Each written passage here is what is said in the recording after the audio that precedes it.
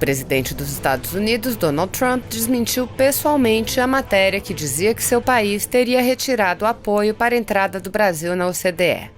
A matéria da Bloomberg citava um documento de agosto e foi amplamente divulgada no Brasil, além de gerar comemorações por políticos de esquerda que se alegraram com o possível prejuízo ao país, porque, em sua opinião, era uma derrota do presidente Jair Bolsonaro.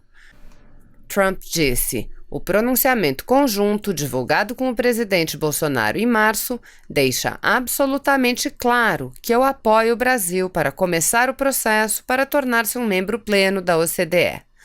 Os Estados Unidos mantêm essa afirmação e apoiam o presidente Jair Bolsonaro. Este artigo é fake news." Mais cedo, o secretário Mike Pompeo também já havia desmentido o artigo, dizendo: "Ao contrário do que diz a mídia, os Estados Unidos, consistentes com o pronunciamento conjunto de 19 de março dos presidentes Donald Trump e Jair Bolsonaro, apoiam inteiramente o Brasil no início do processo de tornar-se um membro pleno da OCDE. Apoiamos os esforços sendo feitos pelo Brasil em relação a reformas econômicas, boas práticas e um sistema regulatório alinhado com os padrões da OCDE. A carta vazada não representa com precisão a posição dos Estados Unidos em relação à ampliação da OCDE. Somos apoiadores entusiasmados da entrada do Brasil nesta importante instituição e os Estados Unidos farão um grande esforço para apoiar a entrada do Brasil." Após a declaração de Mike Pompeo, o presidente Jair Bolsonaro ironizou a imprensa brasileira postando nas redes sociais a frase "Hoje não, imprensa fake news", em inglês, "Not today, fake news media." O mundo todo, Pedro, você que é dessa área, né, quer fazer negócio com o Brasil. Todos. A palavra-chave é o quê? Confiança. Nós estamos realmente recuperando a nossa confiança junto ao mundo aí fora. Confiança essa perdida, que foi se perdendo ao longo de 20 anos. E hoje tem uma notícia aqui, que, pelo amor de Deus, né? Olha como é que é a imprensa, né? Os Estados Unidos, tive lá 2 vezes, conversei com o Trump as 2 vezes. Fora do Brasil também tive, conversei com ele rapidamente. A nossa entrada para a OCDE. A primeira vez que tive com o Donald Trump, pedi para ele esse apoio, imediatamente nos deu, agora não depende só dele. E tem que procurar, nós temos que procurar todos os países, porque tem que haver unanimidade. O primeiro que procuramos, tinha umas viagens, foi Israel, de Benjamin Netanyahu, capitão do exército também, tá certo? E assim, a nossa equipe depois foi trabalhando, e estamos praticamente chegando lá. Só que estava na frente, 2 países estavam na frente, Argentina e Romênia. E o que aconteceu, né? Isso foi, mais uma vez, externado hoje. E o que a imprensa brasileira, grande parte, não foram todos, né? Olha só, dessa vez a Folha fez a coisa certa, e olha só, a Folha acertou, tá? Parabéns, Folha, tomara que seja o começo de muitos acertos aí. Falaram que nós aqui, aquele acordo meu com o Trump, ele me ignorou. Eduardo Bolsonaro levou rasteira. Olha a linguajar da imprensa brasileira, levou rasteira. E tanta crítica, né? Mas, na verdade, é uma só. Estava a Argentina, estava aí a Romênia na frente, estão na frente. Agora, nós não queremos torcer para que ninguém aí fique para trás. E eles fazem um país da América do Sul e outro da Europa. Então, fazendo esse rodízio. Agora, a Argentina, espero que a Argentina escolha corretamente o seu presidente, por ocasião das eleições agora, no final de outubro. E a gente espera que não volte aquela turminha, né? Amigos de Dilma, de Lula, do falecido Chávez, se é que ele não está vivo, algum lugar bem quente por aí, Maduro, o outro também, Fidel Castro, essa é aquela turma do Folha de São Paulo. A gente espera que a Argentina escolha corretamente seu presidente e ela continue sendo uma grande parceira nossa. Está aqui o meu prezado general Heleno, acabou de botar um papel na minha mesa aqui. Estados Unidos emitem notas sobre OCDE. A embaixada americana diz apoiar a entrada do Brasil na OCDE, mas diz que deve acontecer com ritmo controlado. Não é chegou, vai entrando. Eles fazem uma seleção, e a seleção é conta-gotas, né? para exatamente esse novo país que entra, né, ele cumpra tudo aquilo que está no Estatuto da OCDE, porque eles não podem errar. E o Brasil vai chegar à sua hora. Agora, o Brasil tentou, em 2017, não é entrar de hoje para amanhã, leva mais de ano essa entrada, né? Com certeza. E não deu certo, era o presidente Temer, o Brasil começou a ter problemas, isso foi esfriado. Agora, o governo do PT nem tentaram, não ia conseguir mesmo, não ia conseguir de jeito nenhum. Então, essa questão da OCDE está mais do que explicado. Continuamos firmes e fortes e, se Deus quiser, daqui um ano e pouco, estaremos dentro, se Deus quiser. Alguma coisa sobre a OCDE, Pedro? Não, é importante, mas também é importante hoje. Nós tivemos várias conversas com o senhor bilaterais, inclusive nos Estados Unidos, tinha um senador no almoço, então acho que é muito importante, sem dúvida nenhuma, mas as iniciativas do senhor, do ministro Paulo Guedes, de fazer acordos bilaterais em termos econômicos é sensacional, e eu não tinha visto ainda um fórum com tamanho interesse internacional. Foi surpreendente, não foi surpreendente, né, presidente? Mas isso demonstra quão sólido essas expectativas e fundamento da economia hoje. Eu tive 5 bilaterais ainda. Bem profundo. E a confiança no Brasil está enorme. Fico muito feliz com isso aí. Novamente, senhoras autoridades, investidores, colegas, amigos, senhoras e senhores, uma grande alegria estar aqui novamente já nesta manhã, depois da sessão de abertura com o presidente, para essa primeira manhã do Fórum de Investimentos Brasil 2019. Eu queria começar dizendo que nós só poderemos vencer o passado de estagnação e atraso do Brasil se abrirmos a economia e se tirarmos o Estado do centro da vida econômica. Para isso, nós precisamos, fundamentalmente, dos parceiros e investidores de outros países, além, evidentemente, dos parceiros nacionais, e, por isso, a extraordinária importância deste fórum. Nós queremos que os investidores sejam não simplesmente participantes, mas sócios desse nosso projeto, dessa nossa empresa de um novo Brasil. Nós precisamos dessa sociedade com os investidores para poder levar adiante esse processo de transformação. Queria enfatizar muito isso. Nós estamos trabalhando para libertar as energias da nação, tanto na metáfora quanto na prática, inclusive na nossa política energética. Estamos trabalhando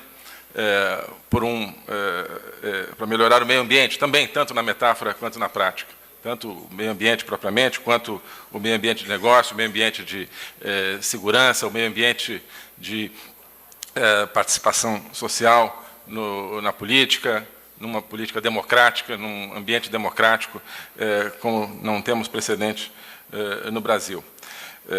Para entrar um pouco nessa questão ambiental, que hoje é tão presente, nós estamos desenvolvendo uma nova filosofia de preservação ambiental, que não se restrinja apenas à proteção, mas que cada vez mais tem que caminhar para a geração de emprego e geração de oportunidades.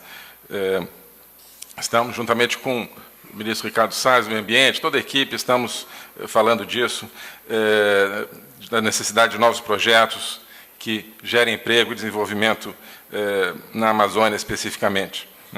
Enquanto alguns falam nos pobres da Amazônia, mas no fundo, estão defendendo antigas formas de política ligadas à corrupção. Nós queremos criar emprego para todas as pessoas da Amazônia, queremos transformar aquela região num novo polo econômico de desenvolvimento sustentável, com base fundamentalmente no investimento privado. Isso já se falou em todo o painel da manhã, com o presidente, vários ministros. Estamos num ciclo no início, se tudo der certo, tenho certeza de que vai dar certo, no início de um ciclo de crescimento baseado no investimento privado, na liberdade econômica. Para isso precisamos das parcerias internacionais.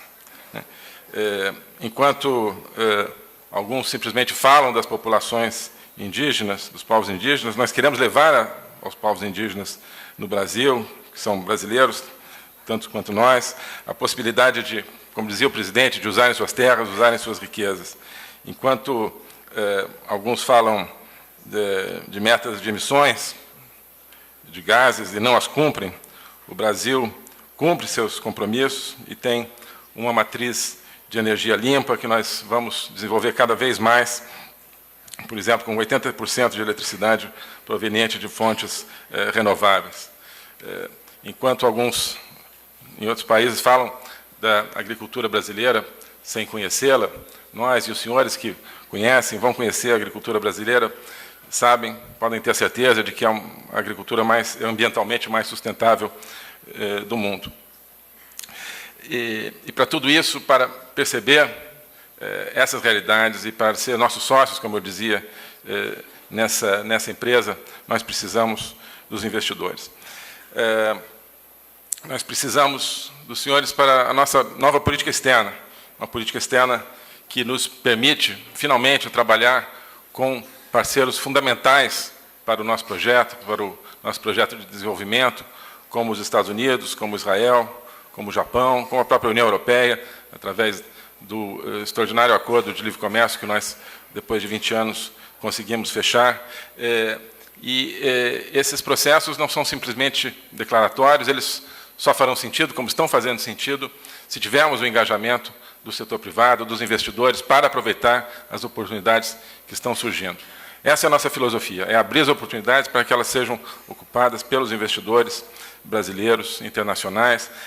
Estamos abrindo extraordinárias oportunidades com os países do Golfo, por exemplo, na viagem que faremos em breve àquela região, isso ficará muito claro. Abrindo novas oportunidades com a China, abrindo novas oportunidades com o Sudeste Asiático, enfim, uma geometria aberta e sem limites para aquilo que podemos fazer. Nós procuramos fazer, como eu dizia, uma política externa que tenha a ver, que responda não só aos interesses, mas aos valores também do povo brasileiro. Nós defendemos a família, defendemos a vida, defendemos a liberdade nos foros internacionais, onde quer que seja. Diziam que isso nos isolaria o Brasil de alguma maneira, e não é isso absolutamente que está acontecendo. O Brasil está adquirindo enorme respeito e atraindo enorme interesse nessas, como em todas as áreas. Comprovei isso muito claramente em todos os diálogos que tive durante a Assembleia Geral das Nações Unidas.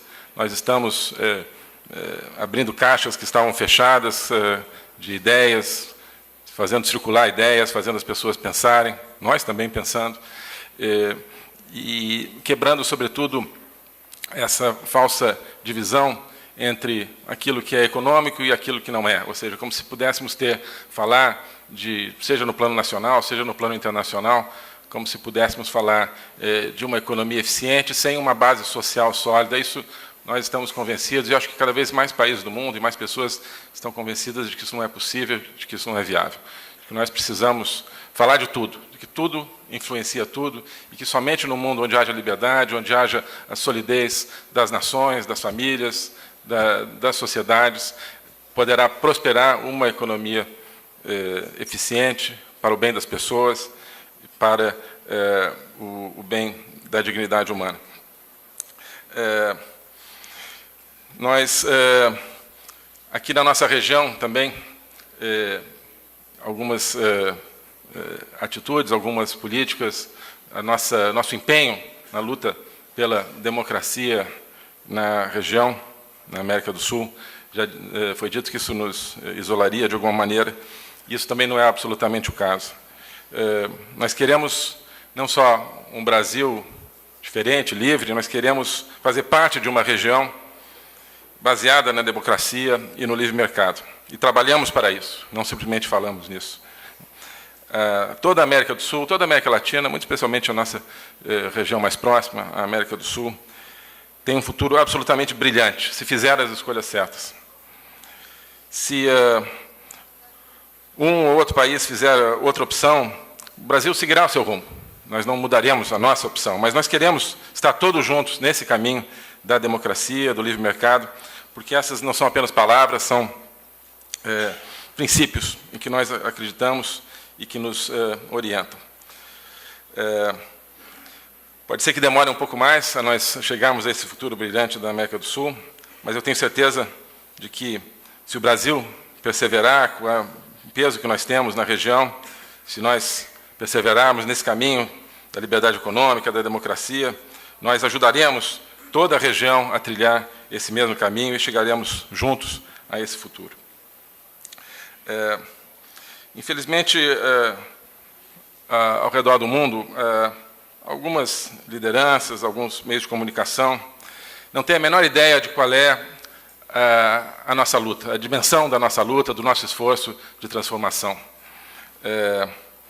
Alguns hoje quase se notabilizam por essa falta de noção. Não sabem que, parecem não saber, fingem não saber que nós estamos não simplesmente mudando uma política ou outra, mas combatendo e mudando e transformando todo um sistema que existia, um sistema de corrupção, de pobreza, de ignorância, que favorecia o totalitarismo. Não sabem, deveriam saber do esforço gigantesco que nós estamos fazendo, não só para não sermos uma Venezuela, mas para transformar a Venezuela, para que a Venezuela volte a ser a verdadeira Venezuela de democracia, de liberdade, né? Um esforço para que não haja novas Venezuelas no continente. Parecem não saber do esforço gigantesco que nós estamos fazendo para isso. Mesmo países que se consideram campeões da liberdade ou dos direitos humanos, estranhamente não veem o trabalho que nós estamos fazendo na defesa dos direitos humanos, tanto domesticamente quanto na região, quanto ao redor do mundo, defendendo a democracia, defendendo a liberdade de expressão, defendendo a liberdade religiosa e outras pautas ao redor do mundo. Parecem cegos a esse papel do Brasil em defesa da liberdade. Isso é muito triste. Parece ser uma cegueira ideológica de alguns, influenciando parte da opinião pública em alguns países, principalmente na Europa. Não sabem o que é sair de onde nós saímos, no Brasil, e em poucos meses já estamos avançados em mudar, em reestruturar um sistema que, no fundo, tinha 500 anos de dirigismo, de clientelismo. Pela primeira vez, temos a esperança de reformas efetivas na economia, devolvendo aos brasileiros o orgulho de ser livres e empreendedores. Em poucos meses, nós já estamos totalmente dentro, avançados numa agenda de reformas, que trará muitas outras, com acordos comerciais, sem precedentes também, com o compromisso de transformar o papel do Estado da economia, de tirar, no fundo, o Estado do centro da economia, pela primeira vez, como eu dizia, temos um ciclo de crescimento baseado no setor privado. E pela primeira vez, temos a perspectiva de realmente integrarmos o clube das grandes democracias liberais, a OCDE, um enorme entusiasmo do governo brasileiro nessa direção, e acho que de todo o setor privado brasileiro e de outros países nessa direção, tenho podido constatar. Isso é talvez uma das chaves para a transformação do Brasil, não simplesmente por aquilo que a OCDE significa em termos de qualidade de governança, mas pelo estímulo à continuação do processo de reformas. Ao mesmo tempo, em outros organismos multilaterais, na OMC, com uma nova postura na Organização Mundial do Comércio, nos liberando de amarras e condicionamentos ineficientes, prontos agora para negociar todos os temas, em todas as geometrias, em benefício do livre comércio. E tudo isso dentro de uma democracia, com total independência dos poderes, com enorme apoio popular, com uma enorme efervescência da participação democrática. Acho que alguns não sabem a dimensão disso, o quanto isso é difícil e quanto, ao mesmo tempo, esse desafio é algo que nós tomamos de frente e não nos escondemos dele. Então, estamos fazendo isso no país e, ao mesmo tempo, ainda por cima, estamos defendendo isso para a nossa região. Parecem não ver a dimensão disso. Nos abrindo para a relação com grandes parceiros que eram negligenciados.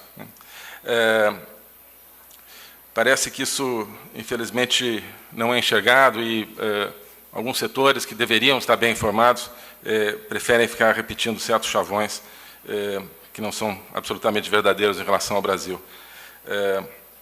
Eu pergunto como podem setores, correntes que dizem ter compromisso com a democracia e com a economia de mercado, não valorizar isso que o Brasil está tentando fazer. Não valorizar que um país com o peso e a importância do Brasil esteja saindo tão rápida e decisivamente da coluna do estatismo e da manipulação totalitária e passando para a coluna da liberdade. Eu acho que quem não enxerga isso por falta de informação vai enxergar porque essa informação vai chegar. Quem prefere não enxergar por uma opção ideológica é porque realmente, no fundo, não se preocupa com a liberdade. Nós vemos, infelizmente, isso, que algumas pessoas não percebem a imensa diferença que o Brasil, esse novo Brasil, está fazendo e pode fazer no mundo, em favor da causa da democracia, da liberdade, da economia de mercado. O êxito deste novo Brasil será, eu acho, posso dizer assim, será o maior êxito para a causa da liberdade política e econômica no mundo desde a queda do Muro de Berlim, 30 anos atrás. Infelizmente, algumas figuras preferem se aliar aos interesses que mantiveram o Brasil na corrupção e no atraso, que contribuíram para, por exemplo, submergir a Venezuela na miséria em que se encontra, na tirania em que se encontra. Preferem esse discurso para seguir determinados chavões do que abrir os olhos e enxergar a realidade do Brasil. E acho que todos os senhores, eu tenho certeza que a maioria dos senhores compartilha do nosso entusiasmo com o que nós estamos fazendo no Brasil, em termos de reformas econômicas e de abertura econômica. Mas é preciso que todos saibamos contra o que nós estamos lutando. Nós não estamos num jardim de unicórnios e arco-íris, né? Nós estamos num mundo onde estamos contrariando interesses que estão se batendo e contra forças obscuras que estão se batendo contra nós, porque não querem a causa da liberdade e porque sabem a diferença que o Brasil pode fazer por essa causa. Nós precisamos de vocês, dos senhores, dos investidores, para entender esse novo Brasil e para levar essa mensagem do verdadeiro Brasil. Precisamos dos senhores para reforçar permanentemente o nosso programa, para aperfeiçoar o nosso programa. Nós estamos aqui para falar, não simplesmente para falar, mas para ouvir, sobretudo para ouvir. Estou falando, um pouco dizendo o que eu estou falando, mas terei o maior prazer, ao longo desse dia, muito mais de ouvir os senhores do que de falar. Queremos isso, que o nosso projeto seja o seu projeto. O projeto dos investidores em energia, em manufaturas, em alimentos, em logística, em transportes, em infraestrutura e tantas outras áreas. Porque assim como nós aqui do Brasil, os senhores também querem, eu tenho certeza, os senhores também querem um mundo de nações livres, prósperas, soberanas, porque somente nesse ambiente é que os negócios podem prosperar de maneira sustentável e compatível com a dignidade humana, com o meio ambiente e com tantos outros valores fundacionais. Pode parecer, não é que nós queramos reconhecimento, não é isso. Nós queremos que essa nossa parceria seja uma parceria completa, não apenas no aproveitamento das oportunidades específicas, econômicas que existem, mas na parte conceitual, na realização dessa nova cara do Brasil, desse novo conceito do Brasil. A comunicação. É fundamental que os senhores sejam parceiros nossos em comunicar essa realidade. Nós, aqui nesse governo, nós não trabalhamos para ser elogiados pela imprensa, né? Nós trabalhamos para a nossa própria consciência. Eu acho até que está mudando, felizmente, até como o presidente disse essa manhã, em alguns casos, nosso trabalho começa a ser reconhecido pela imprensa. Mas nós trabalhamos não para esse aplauso, mas trabalhamos para a nossa própria consciência e a convicção de estar fazendo o certo. Então, não é questão de querer reconhecimento, é questão de trabalharmos juntos para que todos possam entender o que está em jogo e estar a nosso lado nesse esforço. O Brasil, do presidente Jair Bolsonaro, está tomando sobre seus ombros uma enorme responsabilidade. Aqueles, como eu dizia, aqueles que querem que nós tropecemos nesse caminho e que paremos nesse caminho, são aqueles que querem a volta de sistemas diferentes. Ou são aqueles que não têm compromisso real com o mundo livre e sacrificam princípios à conveniência política. Esse trem brasileiro, trem no sentido mineiro, mas também no sentido próprio, o trem está a toda força rumo a uma nova realidade, a uma nova esperança, e podemos dar uma nova esperança, como eu dizia, para toda a região, podemos fazer uma diferença no mundo. E nesse caminho, nós enfrentamos resistências e nós não estamos, como eu dizia, preocupados pela imagem que surge agora, nós estamos preocupados com aquilo que será o julgamento da história, aquilo que se dirá no futuro, o que nós fizemos, o que nós tentamos fazer, ou daquilo que nós não conseguimos. Eu tenho certeza de que nós conseguiremos, porque nós temos a verdade do nosso lado e a verdade sempre triunfará. Nós temos cada vez mais a confiança da comunidade internacional, incluindo a comunidade de negócios, que ama a liberdade tanto quanto nós. Contra nós existe a resistência natural à mudança de qualquer sistema, e existe uma ideologia que nós decidimos combater de frente. Decidimos, portanto, atuar no campo ideológico. E aí, estranhamente, se diz que, às vezes, que nesse combate, que nós somos ideológicos, mas é justamente o contrário. A gente não se livrará da ideologia que garantiu tanto atraso ao Brasil, à América do Sul, se nós não a entendermos e não combatermos no seu campo. Então, estranhamente, às vezes, aqueles que ignoram esse desafio ideológico, no fundo, estão reforçando essa ideologia, simplesmente para ser chamados de pragmáticos. Eu acho que o pragmatismo é enfrentar os problemas tais como eles são e não como nós gostaríamos que fossem. Por exemplo, quando você tem um sistema educacional que produz material anticapitalista e um Ministério da Educação e um ministro da Educação que vai contra isso e que tenta modificar isso, estranhamente, é essa reação desse ministério que é chamado de ideológica. Quando nós temos alguns discursos na área internacional de direitos humanos que dizem que o espaço democrático no Brasil está diminuindo, que é um absurdo completo para quem conhece o Brasil.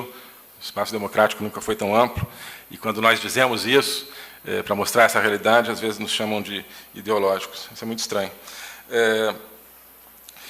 E quando nós procuramos fazer uma política externa que se aproxima de grandes parceiros, sem detrimento de nenhum outro, mas se aproxima de parceiros fundamentais, como o caso dos Estados Unidos, para o nosso processo de desenvolvimento, e quando começamos a oferir as vantagens mútuas dessa parceria, e queremos levar a relação com todos os nossos parceiros a um novo patamar, nós, estranhamente, somos chamados de ideológicos. Então, é importante que se entenda qual é a dimensão, o que realmente está por trás desse combate, dessa luta, desse esforço.